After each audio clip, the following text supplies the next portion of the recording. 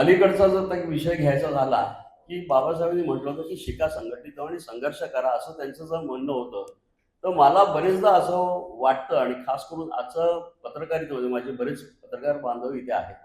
आम्हा लोकांना एका गोष्टीची चिंता भेडसावते की लोक पूर्वीसारखे व्यक्त होत नाही, बोलू शकत नाही. ही जर असेल परिस्थिती तर ते चुकीचं आहे. प्रत्येकाने आपलं मत मांडलं पाहिजे. पण मत मांडताना त्याला कुठेतरी एक विचारधारा असणे आवश्यक आहे. कुठेतरी एक लॉजिकल आपण म्हणतो की लॉजिकल थिंकिंग पाहिजे. विरोधासाठी विरोध नाही. तर आपलं जे म्हणणं आहे ते म्हणणं व्यवस्थितपणे मांडायचं असेल तर तुम्हाला त्या विषयाचा अभ्यास करणं अत्यंत आवश्यक आहे. आणि हेच नेमकं बाबासाहेब सतत सांगत आले की तुम्ही अभ्यास केला पाहिजे. मला असं वाटतं की ते सूत्र जे आहे ते कुठेतरी सुटलंय आणि समाज भयंकर सवंगपणाकडे आता सध्या वाहत चाललेला आहे. आणि त्या सवंगपणाचाच एक भाग म्हणजे मला असं वाटतं आजचं समाजकारण आणि राजकारण आहे.